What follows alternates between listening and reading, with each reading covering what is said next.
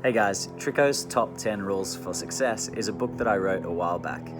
It was as much good for me writing it to get some of my feelings down, some of my learnings out, and to really make sense of who I am and why I live the way that I do, as well as me realizing when writing it that this stuff could be useful for someone else out there who looks up to me, looks across to me, or perhaps even someone who doesn't know me, who might find some of the tips and tools in here or the perspectives useful. So have a listen, have a read. I'll put the PDF link in somewhere if you can find it, and let's do this together. Okay? Perhaps listen to it while you're driving or chilling out. There have been many times in my life where I've felt like a failure. And now that I look at my life through a different lens, I can see that success was there all along. In the past, I put an exorbitant amount of pressure on myself to succeed. This need to do and be someone significant, whether it was in my early years being the best tennis player in the world, or later to provide for my girlfriend, now wife, and more recently to run a successful business and be a leader in the fitness industry. The pressure at times that I put on myself is not only contributing to the results that I generate, and the unwillingness to rest or give in, but it's also contributing to my stress. On the flip side,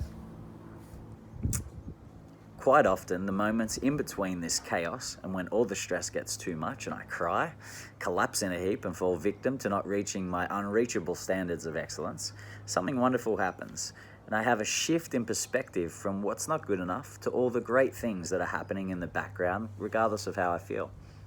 More recently, in the last 12 to 18 months, I've finally feel like I've been able to let go of some of the attachment I've had to being a success or achieving a level of awesomeness, and being able to notice that I'll make progress regardless of how I feel.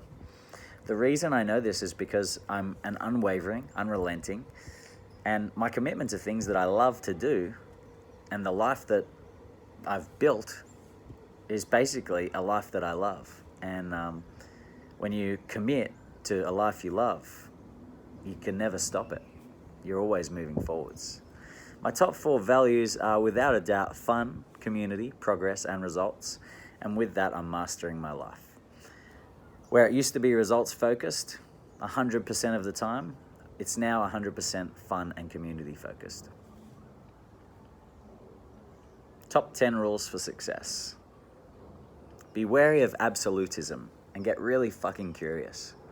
Success leaves clues, and whether you're looking to drop 20 kilos and run a 10K fun run, climb a 6-meter rope without using your legs, hit a double bodyweight back squat, or complete a 100-meter handstand walk without necking yourself, it's important that you understand that the gap between where you are now and where you want to go is knowing, doing, or skill. Perhaps I've lost some of you already. Maybe you want to get your blood pressure down, get off your medication, and have enough energy to actually make your kids a healthy dinner. I totally get that. Whatever it is, it really matters. Whatever it is, it really matters to you, and you must get it. You must maintain a keen sense of curiosity towards having that outcome. I'm inviting you to stay insatiably curious. One of the things I tell my CrossFit development coaches is that this opportunity right now, whilst they're shadowing our experienced coaches, is one of the most valuable learning experiences you'll have as a coach. The reason is because once you're officially a coach, you're then thrown into the experience phase where you need to apply the skills and knowledge you've learned. However, in the development phase, you shadow everyone. You listen, you absorb, you ask questions, and you literally develop a toolkit of awesomeness. What the best coaches then do is build on this toolkit over a lifetime so that they can serve and solve on a larger and larger scale for people. I encourage each of you to adopt a development mindset. Louis Simmons is well known for having arguably the strongest gym in the world with the most amount of professional powerlifters training. This is due to him having a wealth of knowledge, an incredible track record, and the fact that great results attract people who want great results. So get around people that already have the results that you want. Get around coaches that have solved the problems to your challenges. Invest in seminars and resit them over and over again until you know it, can teach it, and take action on it. There's a saying about knowing, and it goes like this: knowing is doing. When you truly know, you feel its importance deep in your core. You know it matters. You know it serves you. then and only then is when you will do it. If you aren't doing it, you don't know it. You only assume it. And when you assume, you make an ass out of you and me. If you are not doing what you need to, get curious. Find out why. Where is the knowledge gap? What are you not appreciating about this action that will serve you? What are you prioritizing instead of this? What have you decided that allows you permission to not act? Curiosity is not simply an external task of learning more information. It's an exploration of self. Studying with Sharon Pearson and the team at the Global Success Institute has taught me that I am a reflection of my environment, purpose, mission, values, beliefs, attitudes, behaviors, and habits. So in order to create a different result for me and my life, I need to become a different or better version of myself. In order to do that, I must maintain my curiosity and get extremely curious. Number 2, prioritize health and fitness. When I became a personal trainer many years ago, I decided that if I was ever going to influence people to be fit and healthy, then I needed to know why it mattered to them. And in order to do that, I needed to understand exactly what fit and healthy meant for them. In other words, everyone has their own idea of what fitness and health is. For some people, it's the absence of sickness. For others, it's achieving a certain level of physical capacity, eating a certain diet, having a certain level of body fat, a combination of the above, or a completely different set of criteria. Everyone's different. What I knew also was that if I was going to ask people to define health and fitness for themselves, I needed to know, what does health and fitness mean to me? What does health and fitness look like for me? I decided on this, to be as energetic, strong, and flexible on the outside as I am loving, open, and present on the inside. And in that moment, I learned something about myself. To be healthy and fit for me meant being the best version of myself possible.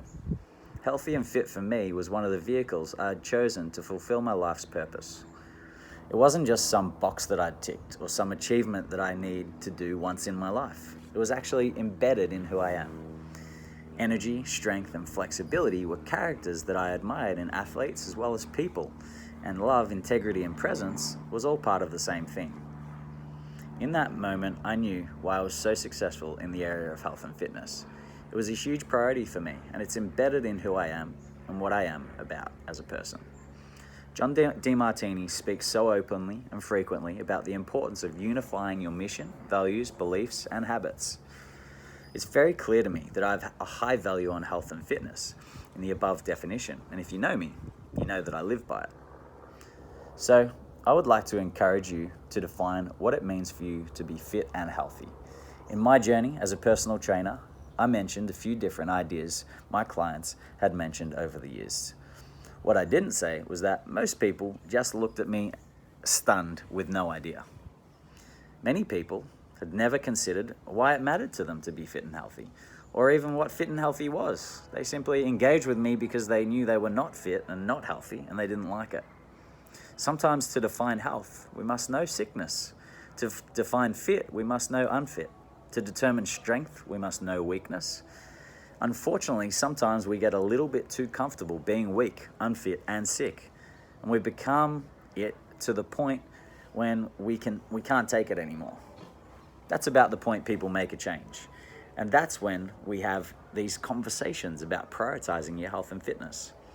Prioritizing it in your life doesn't just mean adding it to your to-do list for the week, though. That's how you prioritize a task, not a life's purpose. Prioritizing your health and fitness means making it your purpose to be fit and healthy. Defining health and fitness for you like I did all those years ago. Embedding health and fitness in your top 5 or 6 values and connecting those values to everything meaningful in your life. Creating an environment that supports a healthy and fit life. Creating habits of actions, habits of thought that nurture a healthy, fit life. Training physically and also training mentally. Perhaps affirming, I am healthy, I am fit, I matter. Ultimately, you want every fiber in your being resonating the same vibrational frequency. When have you prioritized your health and fitness? When you have your health and fitness, you won't have to think about it. You won't have to motivate yourself to try it. You won't have to look externally for motivation or inspiration. You won't have to force yourself to make tough decisions. You won't have to work hard to stay on track, and you won't have to sacrifice, because it will become you. You will become it. What you will notice is an ease in your day. Please take the time to do this. When you've prioritized your health and fitness, you'll notice that you're healthy on a consistent basis, that you take action consciously and unconsciously for good health. You know within the right decision, and you make it effortlessly. You want to work hard because it matters to you, and you do not care for lesser priorities. Number 3, thanks for staying with me. Choose to be thankful. Layla, my malt shit dog, scratching my face, and Jeffrey, my English cocker, standing on my throat. It's not exactly my ideal good morning wake up. Have you ever heard your parents or someone say to you, "Did you wake up on the wrong side of the bed?" Well, that was me on this particular morning, and although it was my day off, like as if it was mine and no one else was allowed to ruin it or get in the way, I'd certainly woken up annoyed and frustrated. So why am I writing about this in the chapter on choosing to be thankful? The reason is, being thankful is a choice. And while sometimes it can come very naturally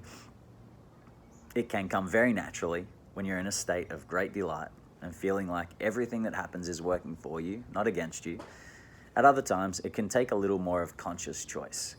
Thank you has made an enormous difference in my life. Growing up, thank you was something I was told to say by my mum and dad. If someone held the door for me to walk through, say thank you. If someone made you a meal or gave you a present, say thank you. When you place your order at a cafe, say thank you. Thank you was ingrained in me, like many of us, as a requirement, an unspoken rule, to show appreciation for something in return. Often if someone did something for you, you should say thank you. What's great about this is that acknowledging others with gratitude for their contributions and kindness towards me meant that they felt appreciated by me as well as in our relationship. Whether it was friends and family or the checkout chicks and dudes at the supermarkets, my days were filled with reasons to say thank you, and I would be the beneficiary of many smiles of equal gratitude for showing respect. What came less naturally to me was a thankfulness for all the great things in my life that already existed without me really ever having to notice them or pay attention to them. For 32 years now, my heart has been pumping blood right throughout my body endlessly, without ever taking a break. It never once said, "Yeah, fuck you, I'm done. You weren't kind to me yesterday, I'm not going to beat for you today." Nope, it just keeps on keeping on. I'm so thankful for that. My legs have supported me for 32 years now, chasing tennis balls, swimming laps, playing like a dolphin in the water, squatting 150 kilos for reps, or squatting 150 times for speed.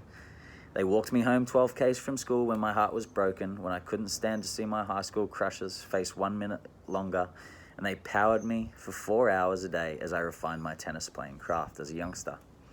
These legs, like the rest of my physical body, will one day deteriorate, change form, and or die, depending on how you like to view things. And yet today, they are serving me still, and that is something I'm truly grateful for. I may have to warm up my joints a little longer. I may have to bend and stretch a little longer than when I was 12 years of age, if I want to perform at peak output. And that is an opportunity in my mind. I have that choice. I have that luxury of legs. What an incredible independence, a uniqueness. My legs will strengthen if I choose to strengthen them. They will bend, shall I choose to flex them more often. They will help me to perform amazing feats of physicality, and they will support me to stand upright at the bar and have a beer with my mates. Some people don't have legs. Don't wait until it's gone to be grateful for what already exists. When I learned that, I'm already infinitely lucky. That's when my life experience changed. My life didn't necessarily change. I was still a human being in the same ever-evolving body, mind, world, spirit, yet the way I experience this life moment to moment has changed. When I walk, it's a gift to be able to move. When I talk, it's a gift to be able to share my views and learnings. When I breathe, it's a reminder that I'm fully supported right now by air. When I listen, I'm grateful to be able to hear beautiful music, nature, and people, and choose what I listen to. Recently, I'd suffered a great trauma to my spine. As you will read in future chapters, bulging discs which flared up regularly and caused sciatic pain, flexion pain, and discomfort beyond anything I'd previously known. It was so overwhelming that my attention would almost live there, with the pain for large portions of the day. I'd get relief in certain positions, for example, lying down or during a lunge or a glute stretch. However, my attention was pretty well constant towards this pain. Our attention is a gift as well. Thank you is an appreciation state of being. I believe it's our natural state because it's a state of being that feels the most rewarding and soulful. One of my friends and clients at the gym asked me the other day, how do I get more energy, Tristan? And I said, energy comes from the soulmate, with an Aussie bogan tone. She laughed and immediately understood. It's the joy in what you are doing and the full attention you give it that makes the experience great and energizing. The opposite of this would be trying too hard, expecting too much, constantly seeking more without being grounded in an appreciation for what you are doing right now. When we are not grounded in gratitude for everything we are, all that we have, and the pure gift of life and being itself, we tend to have an inbuilt desire to go and get it from the external world. The ego, Wayne Dwyer calls edging God out, or moving away from love is another way I've heard it described. Needing to prove myself and an addiction to be the best and being better every day has accumulated many moments of my days, years, and my life. I've noticed, using the gift of paying attention, that a lot of that is me being stuck in a state of fear. Fear, not the kind of fight or flight protecting us from a nearby snake sizing us up, but a rational fear, where I don't feel good enough or pretty enough, or I don't feel loved, which is a sign, if you'll see it, that my attention and energy is embedded in thoughts of not enough, lack, or misfortune. It's that sense that if I had have achieved more, then I would be happy. If I had more, then I would feel better. If I was the best, then I've made it. The problem is, it's never enough, because then comes the next thing, the next level, and the one after. If we cannot be grateful in this moment for what is, nothing external from us will ever fill our voids. Achievements may fill your trophy cabinet, sales may fill your wallet, and skills may get other people's attention whilst you're performing. None of that will fulfill you the way that gratitude fills the heart, energizes your being, and brings joy to your moment right now. 4. Change your perspective and change your experience. Get a coach.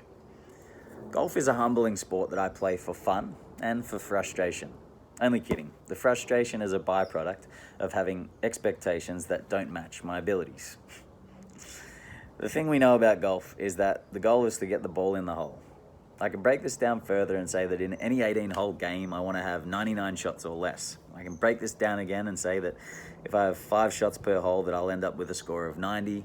So I want to have roughly 5 shots or less per hole. Let's get more specific and have 3 shots from teeing off to landing on the green, and then 2 putts before you get the ball in the hole. And you can see now what I've done is created these benchmarks, these targets or goals specific to the overall outcome I want to achieve. One thing I've learned from my weightlifting coaches over the last couple of years is that there's a relationship between the major lifts: deadlifts, back squat, front squat, clean and jerk, and snatch. Therefore, by increasing my deadlift, back squat, or front squat, it will likely have a positive effect on my clean and jerk. By knowing this, I can set not only one large global goal of increasing my clean and jerk, I can also set smaller goals that will allow me to know I'm on track. Here's another way of putting it. Think of an athlete running a marathon. Every kilometer or two they complete is reflected in a sign on the course marked 2, 4, 6, 8. These signs are very similar to benchmarks, and they let the athlete know they are making progress towards their goal. It's so important that we set clear benchmarks that allow us to know that we are on track with our goals. Many people screw this up. I see too many people that want to lose body fat, and the benchmark test they use to let them know they are on track is weighing themselves on the scales. The scales measure your overall body weight, kilos or pounds. A drop in body weight is not the overall goal. It may be the byproduct of a reduction in body fat, but it may not be. Countless people have given up on their fat loss journey within the first 2 weeks of starting because the scales show that they have made no reduction in their body weight. Yet they've been weight training and had increase in muscle mass, increased their water intake, and in many cases increased their fuel intake to account for the recovery demands of additional training. Without an educated coach or nutritionist, you may not be aware that your benchmark for measuring if you're on track to achieving your goals is not serving you well. We get all our athletes and clients to measure their body fat levels by having body fat scans. Go figure. We also encourage them to wait between 4 to 8 weeks as a minimum between scans. This is because it allows the athletes a chance to establish new and improved habits without this concern of external factors. A coach who has years of experience that you trust will be able to influence your decision to not stand on the scales, to trust the process, and in doing so, your success rate will be improved because of it. A coach who has years of experience may set more appropriate benchmarks around habits and attitudes. An example of this may be asking you to record the number of meals per day that you met your targets of macronutrients, or by recording how you felt 20 minutes after each meal. These measurements are generally more successful because by getting the athlete to focus on meeting their macronutrient requirement, they get to take responsibility for something that leads them towards the ideal outcome, creating a leaner body. On the flip side, by getting the athlete to stand on the scales every day only, you're getting feedback on overall body weight, and they're creating feelings of success or failure based on a number that is not even an accurate reflection of their overall success. Quite often, one tool and one benchmark is just not enough. And as it goes, in terms of playing golf, benchmarks of 5 shots per hole is really good on a par 3. It's not really good on a par 5 for someone who's as bad a golfer as I am. Number 5, soft is hard and hard is soft. Many people mistake kindness for weakness. It's easy to hate on yourself, talk down to yourself, and make yourself feel like shit. It's easy not to try. It's easy to be a bully. Grow up, don't be so weak. It takes real strength of character to give yourself daily compassion, to allow yourself permission to fail and learn, to show yourself kindness when you feel dumb or uncomfortable, to be gentle when you feel weak. It takes courage to start. It takes strength to continue. And the gift is self-love for doing what you know matters. I've noticed that I attract a certain type of person into my life over and over again because they are like me. You may know the type. They're driven, determined, focused, passionate, and rarely accept less than their best. In fact, often their best is not even good enough. It's this type of person that I tend to relate to best because this is the kind of pressure I've been living with up until my late 30s. I decided at a very young age that I was here to be the best tennis player in the world. Bold words that I chose to become attached to. More than that, I've noticed that I haven't really ever let that rest. The nagging, ever-present noise, "you're not doing enough," seems to continue to play over and over again in my ear, reminding me to be on the edge of action so that I don't lose again, or so that I can get there, wherever that is. What I've more recently realized, a little too far.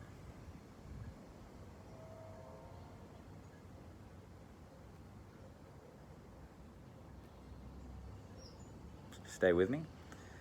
What I've more recently realized is that pressure, the kind of pressure that is not too different to me trying to squeeze my 75 kilo CrossFit body into my 65 kilo tennis player's body wetsuit.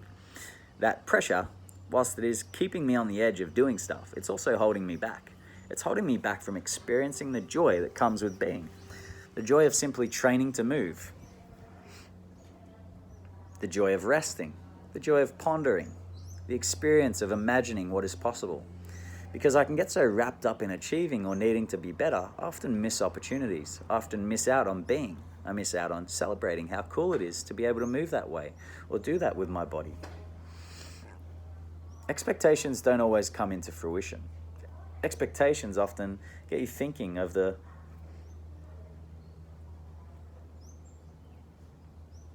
further and take your focus away from actually being present with your current experience. Expectations, I've noticed, usually make me feel inadequate and not good enough. So next time you expect something of yourself, ask yourself why you really want it.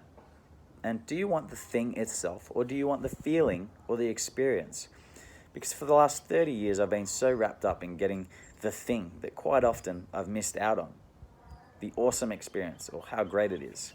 These days, I set expectations to set me up for success.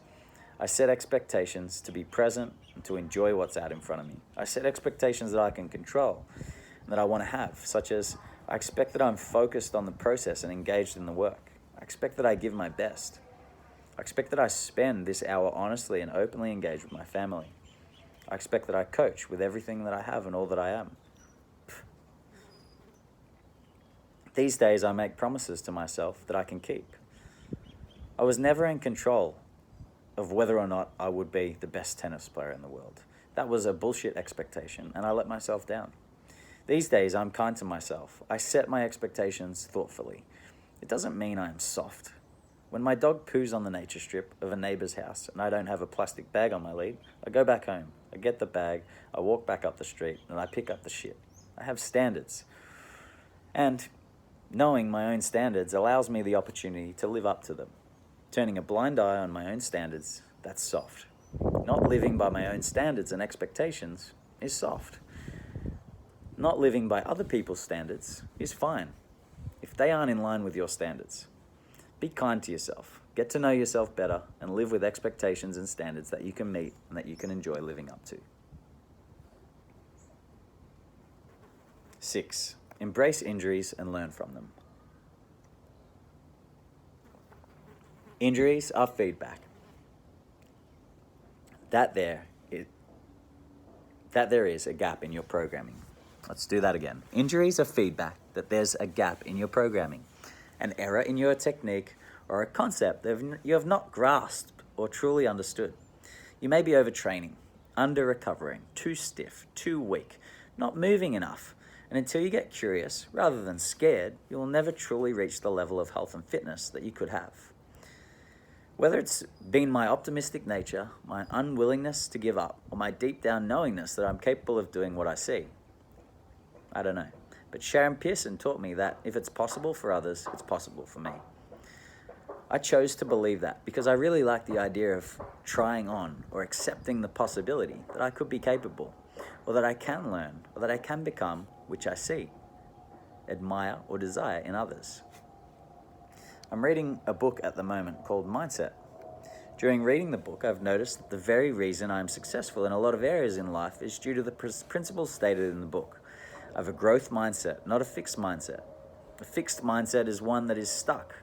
You're either talented or you're not. You're either good or bad, smart or dumb, healthy or sick. It's fixed in its nature, and a fixed mindset, in my experience, won't help you embrace, learn, and overcome injuries. When I was 16, I'd been experiencing a constant nagging pain on the inside of my elbow. It had been present for nearly 18 months, and the past 6 months, I had been also experiencing a dead arm feeling. In order to train in my sport, tennis at the time, I would have to warm it up before the warm-up, for 15 minutes usually. I'd wear a woolen sock over it to try and keep it warm during Melbourne's winter, and I would have to have a thorough 10-minute actual warm-up playing mini tennis, where you only hit the ball from the halfway point of the court, and the first stroke from the baseline would cause a stinging pain in my arm that I dreaded. Also, that would all happen all over again when I started to try serving. Despite all this, I was at my wit's end. I'd been to countless physiotherapists, chiropractors, magic doctors, and I'd been for MRIs and spoken to surgeons. There was a lady named Natalie McCall who was working closely with Melbourne Storm and Nicole Pratt, who was able to actually see beyond my injury and instill confidence in me in the successful approach that healed it. Despite the previous attempts at long stints of rest, hours of massage, hot cold therapy, and swimming, Natalie had the confidence in my body's ability to heal and her ability to guide it. Natalie took a total approach to healing. With her guidance, we studied my tennis technique and made adjustments that helped me to hit the ball with less demand on the body. We treated my injury and had me strengthen my entire upper back and core and shoulder. We created habits and programs that ensured I would always have a strong core and shoulders. And we changed the relationship I had with my body from a weak body to a body capable of healing and thriving. Through accepting my injury, embracing it as an opportunity to learn, being present in the pursuit of finding the right teacher, healer, and applying myself until I had learned the lessons, I was able to overcome that injury. Many other injuries, and it has become a reference point of personal growth and my capacity to overcome challenges of many different kinds. Number 7, have fun. Fun is my top value in life. I'm all about having fun, whether that means doing things I love or bringing a sense of playfulness to what I do. To me, fun matters. Fun to me is singing Avril Lavigne at the top of my lungs, changing the lyrics in songs to make my friends laugh, staring in the eyes of my puppies and letting them know they are loved, jumping out from behind a wall and scaring my wife, dancing in the shopping centre, grinning across the table at my wife while she studies, kicking back with a red wine with my family and friends, watching the flames at a bonfire, wild and crazy, teaching someone how to do a muscle up or a handstand push-up, showing people how complex skills can be easy once you learn the process, kicking a ball as many times as you can in a row without it hitting the floor, nudging a mate into a post gently as you walk along the footpath together, catching the perfect wave and not catching any waves, finishing a workout that you didn't know you could handle, training with mates, overcoming fear and doubt to achieve a side you choose, the funny side. I believe fun is an experience we can naturally have through being 100% engaged in the moment. And also, it can be something we need to consciously seek and choose on a daily basis. Like training, like work, like all things, we become what we repeatedly do. I've found in my short or long 32 years on the planet that I become my habits. The actions I take become ingrained. The decisions I make become a pattern. The people I chose to once hang around with can be the people I hang around with every day. The job I chose can become the job I'm stuck with. In the same way, the intentions I have, the intention for fun, the seeking of fun, the playful behavior, the easy mindset, is one that can and must also be ingrained for fun to be on the menu every day. Just like bacon and eggs, zucchini slice, or ramen noodles, you need to put it on the menu and order it. Can I please have a walk along the beach with a side of fun? It's New Year's Day, 2019, and Jill and I have decided to get up and go out for a coffee. So too did the other 300 adults and their early rising children in Bowen Heads. The sun is out, we're on holiday. Jill has already cooked us a delicious veggie and smoked salmon omelette, and life is great. We have two gorgeous puppies who have had a play in the morning sunshine in the front yard of the holiday house we've hired, and we're having the best time up here with our close friends, Ash and Craig.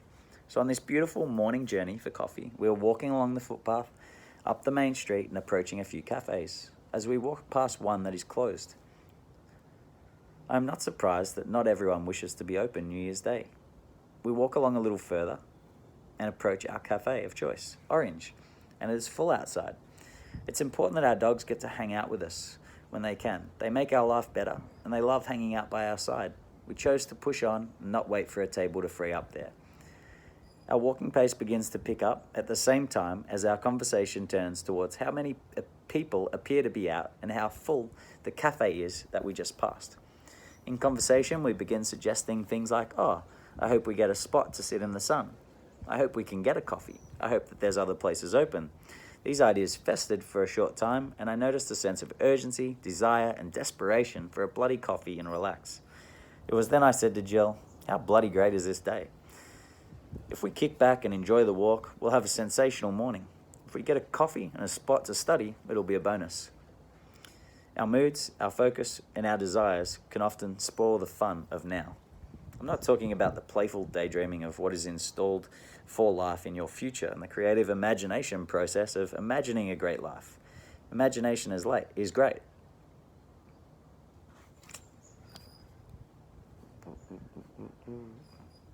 What's going to stop you from having fun now is desire for something in the future right now.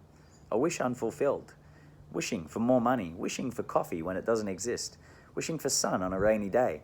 Our attachments or desires for now can fire off alarm signals to remind us we are not appreciating this moment, or we are not using the moment in a fulfilling way. Fun happens when we are being fun, we are playful, we are present in mind, we appreciate what is and what isn't. I know that I'm doing fun things, being a fun person, and ultimately choosing love if I'm living an awesome life. One of the best things I did when I was around 23 years old, thanks to John Demartini, Dr. John Demartini, was make a list of all the things that I love doing. This list grew from the sports and games I enjoyed to the music and movies I love watching, to the people I loved engaging with, and what I noticed was that love and fun for me was often connected. What I loved and appreciated was often fun. Hence why I dedicated one of my top 10 rules to love. On my list, you would see things I love like CrossFit, weightlifting, dancing, movement, golf, tennis, table tennis, bocce, finska, beersby, and downball. There's also lots of community-based fun in the way of social events, family gatherings, date nights with my wife, or picnics with my puppies. It's a great big list and a commitment to fun. I've got music, I've got health, I've got feelings, I've got plants. It's a huge love list. Unfortunately, or fortunately, I lost the list. It's buried in one of my many books that I've written over the years and not read out loud, like this one. One day I'm sure I'll read it when I most need to and find it and be reminded of some of the great ways I've experienced fun. I bring fun into my work life in many ways. When I'm handling the renewal of a CrossFit contract, doing a live Facebook coaching session, coaching a class, delivering a workshop, or perhaps forecasting for the business. I do it with an intention of fun. It's the energy I want to buzz around my gym, in everything we do and everyone who attends. It's a vibe. I want the vibe to reach everyone, so I must start with the vibe. I want to have fun projecting the growth of the business from an unlimited space of possibility and excitement. I want to design someone's new contract envisaging all the great times they will have in our community, seeing them laughing, excited about achieving new skills, and celebrating all the progress they've made. I often will reflect on how far they've already come and how much I've enjoyed having them as a client during the process or arranging their new contract. Fun to me is a conscious choice. I've ingrained it and I continue to choose it to make my life awesome. I know deep down that I'm going to get thrown hard days, bad days, great days, and good days. And if I can bring fun to all of them in my own unique way, then my life experience is better for it. And perhaps I'll experience them in a completely different way.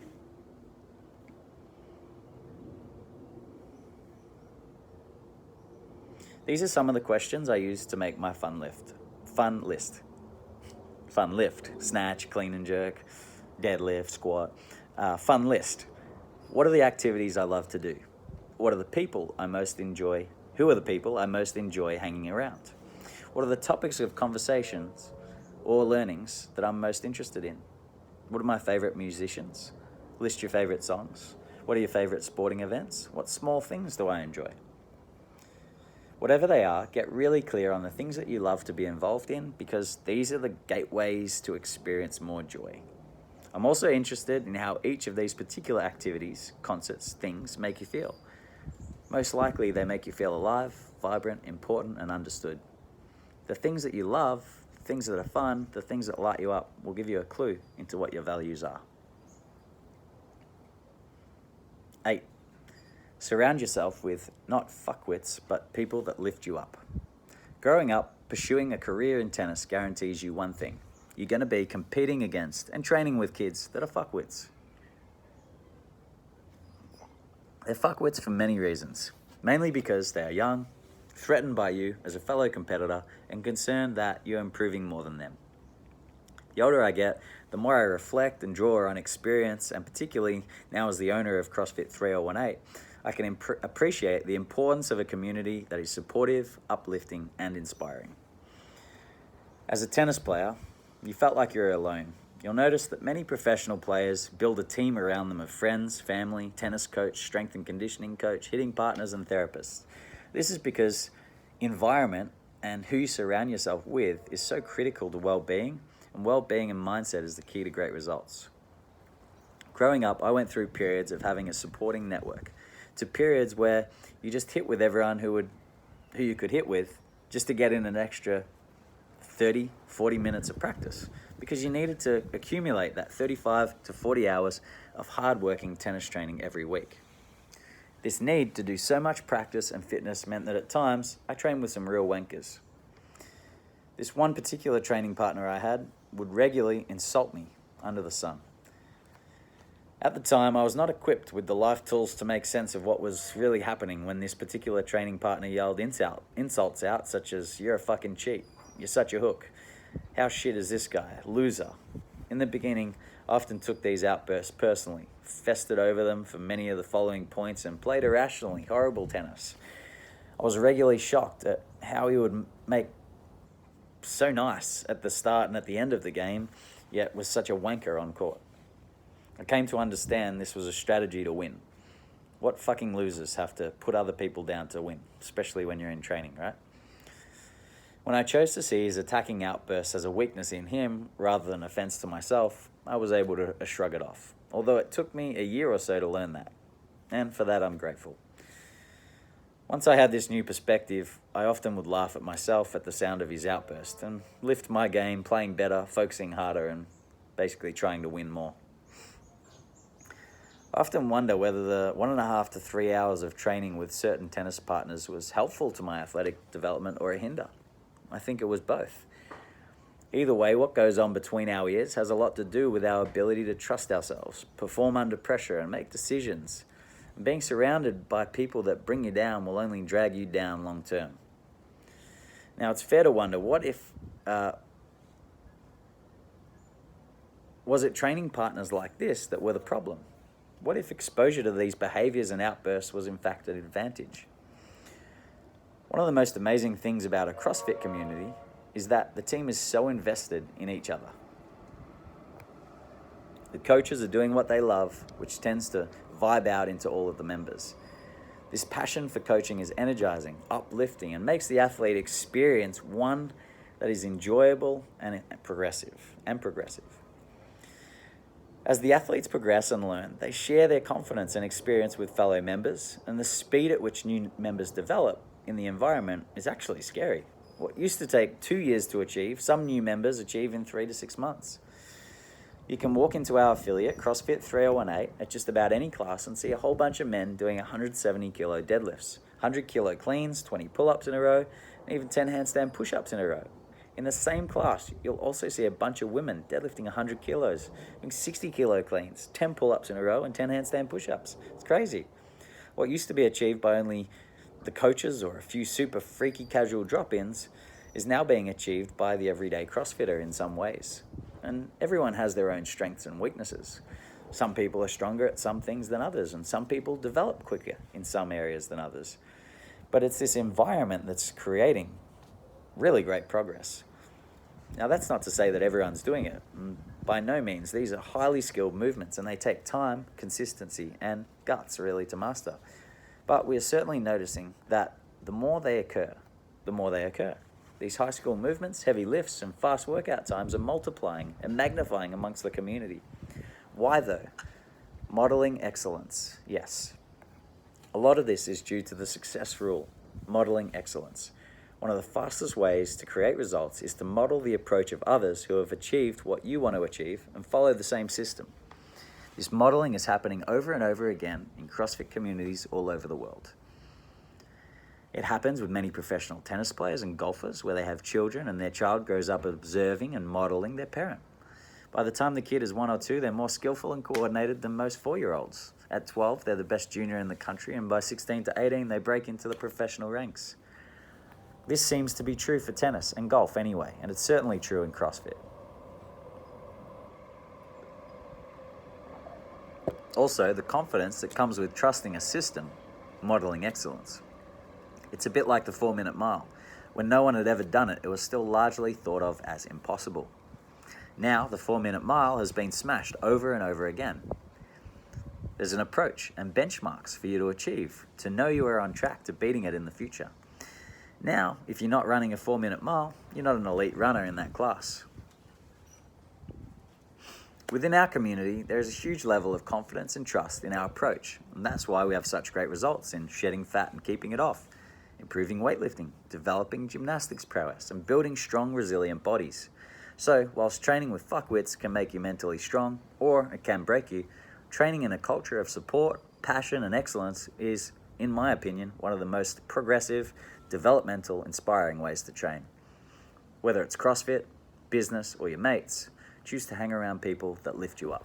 And if you can't, remember, trust your worth, give your best, and good people will be attracted to you. Number 9, have a fucking crack and take responsibility for how it goes.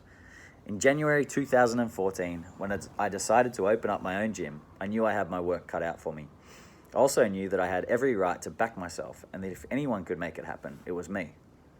People often say shit like, believe in yourself, trust yourself, or you have to be positive. But the reality is, without the tools and strategies for how to do self-belief, without the process for learning self-trust, these statements are just not helpful. If anything, telling someone to believe in themselves when they don't know how to could make them feel more insecure. Like when you tell someone just relax who is clearly stressed out, they become more stressed because you're telling them and they don't know how to do it. A more useful strategy is to say, have a few breaths and tell me more about what's happening. I'm sure we can figure this out together. A person lacking in self-belief, to me, is someone who is not valuing the amazingness of who they are, not acknowledging the obstacles and hurdles that they have already overcome, and spending much more time and energy noticing the gaps and limits that they possess. The chapter on gratitude will help you acknowledge and appreciate, will help with your acknowledgement and appreciation for all things, including yourself, skills, courage, adaptability, and every great quality that you have. In fact, my personal experience is exactly that. In taking a gratitude journal for a period of months and up to a year at one time, I've found that my creativity has evolved in what I've become grateful for. Days when I've trusted my instincts and made a decision that really mattered to me, I've been grateful for my courage or my wisdom or my strength to back myself. This acknowledgement and awareness of it is what allows me to draw on it in the future. Just writing it down can help my awareness and make it that much more potent. Help me to remember it, make it feel so much more real when I need to draw on it. My parents remind me often of a story when I was only 4 years old, when I was taken out for a family dinner and everyone ate the chicken except me. Apparently it was delicious tasting chicken and I had turned my nose up at it and refused to eat it. My parents and sister could not understand why I wouldn't eat this tasty dish. Later that night, the rest of my family was up vomiting multiple times whilst I slept peacefully unharmed by the food I didn't consume. This is a story my parents often laugh about, and it shows a time in my life as a youngster when I trusted my instincts even when the people around me saw it different.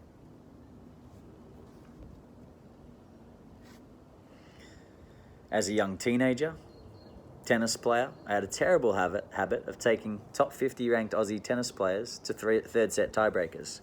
I held countless match points and leads in the third set tiebreakers, only to toss in unforgivable, unforced errors. At the time, that's how I thought of it. It was as though all match I had played as myself, a powerful, capable, passionate, determined, hard-working tennis player, and then at the instant it became crunch time, I was not good enough.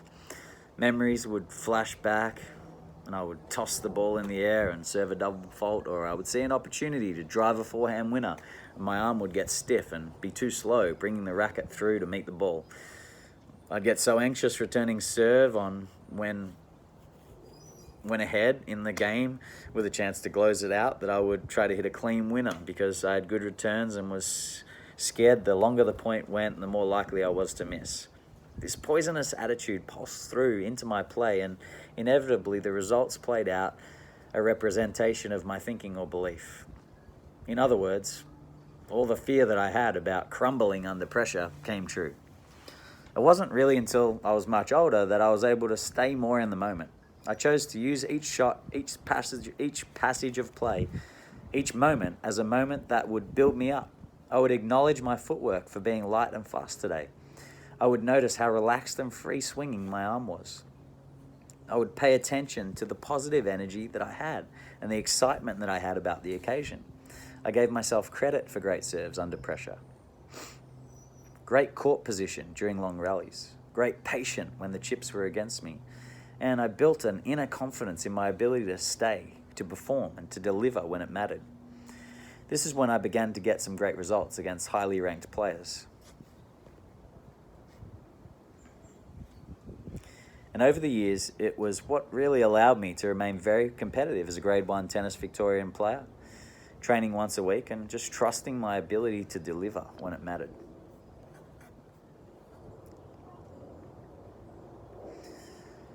When I write the line, have a fucking crack, what I'm really suggesting is that life goes by so fast. Sometimes the windows of opportunity is 3 to 5 years, sometimes it's 3 to 5 months, and sometimes it's a few minutes or even a moment. Slam, the door is shut in your face, you missed it. I often look back on my junior days as a competitive tennis player and I have peace of mind that it all worked out, and I can see the speed at which life, circumstances, and opportunities fly by. So this is a long way of getting to the actual point, which is whatever you want, whatever passion you have, whatever your heart sings for, whatever you smile at the thought of, whatever you wake up at night wondering if maybe you could make it happen. In my opinion, these are the things that we must get after. In 2018, reflecting on a few things I've done well, heaps of things I've fucked up, and everything in between, what I know for sure is that having a crack is something to be proud of. But having a crack to me isn't enough. It's not enough just to have a go. You must take responsibility for the results. It's so easy to blame others. It's so common for the circumstances to be different to how you trained, for your opponents to play out of their skin, for your competition to have good fortune, for injuries to present themselves when you least need them, for challenges and situations that you weren't prepared for to come up. Own it. Say thank you for them. They are tests. When you said to yourself and you decided, I'm going to have a fucking crack, you decided that you were going to go and back yourself to be able to handle the situations that were in front of you. It's a slap in the fucking face to yourself if one day you decide to have a crack and a few months go by and all of a sudden it's too hard. Back when I was a tennis player, I learned that it was the injuries that really tested my character. It was the injuries that let me know I had something to learn that I didn't already know. The injuries were not necessarily me overtraining. Perhaps they were. But what if I improved my technique? What if I strengthened my weaknesses? What if I did a little extra rehab or recovery work? Perhaps I could do a little less serving and focus a little more on conditioning. It's an art, learning, progressing, developing as a business, an athlete, or even as a partner in a loving relationship. It's an art. And the greater your willingness to take responsibility for the outcomes in front of you, the more likely success and happiness will be the outcome. I married Jill in March 2016 after having been dating her for nearly 10 years. When I met Jill, she worked at Safeway and the security guard bet on our relationship that we wouldn't last 7 days. And to me, having a relationship isn't just about survival or going the distance, although I believe that can be a marker for a great relationship. I believe the purpose of a relationship is evolution, expansion, and fulfillment. Relationships are an opportunity to grow, share, and experience an amazing experience of life. One of the commitments Jill and I share is a commitment to get over shit. Our commitment to give less fucks about who is right and who is wrong and ultimately forgive quickly has been one of the relationship tools that served us really well. And that's not to say that we don't rub it in each other's faces every now and then and stir each other up with comments like, I forgave you first, I was the bigger person than you. We do have a laugh, and it's generally done with tongue-in-cheek and the intention to bring a chuckle or grin to the other person. For me, this is a great example of taking responsibility of your behavior and circumstances and getting over yourself, which may be another key point that I discuss later. All right, chapter 10. Make decisions that matter and take 100% responsibility for them. It was around December 2012. My girlfriend, now wife, Jillian, and I had saved up around $80,000 deposit for the house that we wanted. Over around 2 to 3 years of pretty much being hermit crabs, keeping expenses down and living with our parents, we'd been saving so hard. I worked full-time in a concrete yard from 5 a.m. often till 4 p.m. and she was working full-time at Sports Girl and trying to work up the chain of responsibility and pay. I personally was hitting breaking point. Perhaps you can relate. I'm the guy that's so driven and focused that I've really had to learn to decipher whether or not my goals are mine, goals that I'm passionate about, or whether or not they're someone else's, social, familiar, or external pressure. So because my driven So because of my driven, natural behavior, I've been known to do whatever it takes to get my outcome. And at this time, that's what it was. So let's save for our house deposit. So once we arrived, I couldn't bear it any longer. For months on end, I'd been suffering in the concrete yard. Imagine a lad who had grown up dedicated to being an athlete, not drunk alcohol until the age of 19, basically a picture of health, body is my temple kind of guy. And then at 24, 25 years old, I'm suffering 3 bulged discs with 18 months of labouring, welding, and steel fixing in a concrete yard. I'd spend every day with fuckwits, bar a few people that I really appreciated their friendship, and the rest of the crew were pretty, angry and frustrated. I hate life kind of people. Add on top of that the combination of sniffing dry concrete all day, working to exhaustion, early hours and late finishes, and the burning frustration that I wasn't living up to the potential that I believed I was born for. So, breaking point came. One beautiful sunny weekend, whilst having an amazing picnic with my wife, Jilly, I broke down in desperate tears, helpless, hopeless, and hopeful that Jill would sense that I needed to share what's been bubbling up inside me. I can't fucking take it anymore, I blubbered. I don't even know if she could understand me the first time. She often makes me work for it, jokes. It's only because she cares and wants to listen. I'm tired. I hate my job. I hurt. My back hurts every fucking minute of every day. I'm a train wreck. I can't do it anymore. Jill listened some more as I continued to cry dramatically to no end. I know we've been busting our asses trying to save for a house, and I still really want that. I just can't take this job anymore. I'd been studying personal training and was so keen to get involved in CrossFit, often completing handstand push-ups out the back of the concrete yard between jobs or listening to podcasts on lunch breaks and during every spare minute of the day. Jill and I often spent weekends really active, and she could tell I had a passion for fitness. So it continued. I've been looking up some stuff on the internet, and I can be a personal trainer. It's $280 a week, and I don't even know if anyone will want to be coached by me, but I feel like I have to give it a go. I'm scared. I don't want to let you down. I still want a house, but I just can't take this anymore. What do you say? Do you reckon I can have a crack? Jill's always been amazing support of our relationship. It's built on honesty and understanding. And this was another example of awesome Jill doing what she does best, and another great example of me having a fucking crack. So I took a punt on being a personal trainer. I quit my job, started a rental agreement for $280 a week at Good Life Point Cook Health Clubs, and moved into our first rental property together, all in the space of around 2 months. Little did we know, now I was officially self-employed and had no banks wanting to give us a loan. Luckily, that was the case, because over the next 6 years, we would have had the flexibility to direct our money not only to paying off a mortgage, direct our money not only to paying off a mortgage, but towards growing a business. And it ain't just any business. It's a school of excellence and a home to many loving, kind, and inspiring individuals. In the first month, I'd managed to get 20,000 worth of contracted members to sign up for 1 to 3 years, and that kick-started us with equipment and confidence. That only lasted about 3 hours. Once that money was spent, it became a real test. In the first year, we managed 100,000 revenue, and I felt like I was winning. And then I looked at the financial report for the year to find we'd spent 97,000. That's 3,000 profit on around 50 hours of blood, sweat, and tears and passion per week. Could I really do this, I wondered. The following year was a little better, 27,000 profit, but still, 30,000 profit over 2 years of pouring my heart and soul into this business didn't pay the bills. I was living a healthy life and I was doing what I loved, but it hurt financially. In the 2 years that we'd opened, I'd seen many affiliates open and close. We had members from other CrossFit gyms that had closed down come to us and say what a shame it was that their CrossFit gym closed down and how it was so convenient to get to. And I knew that not only did I have to make this work for me and myself and my wife, I had to make it work for my team and everyone that believed in me and relied on us. Every single person that trusted me to support them in their fitness journey. Everyone that took a risk to change their life. Everyone that backed themselves to seek a better version of themselves and to choose us as their coaches. I needed to step up for them. And in that moment, I made one of the most important decisions I'd ever made in my life.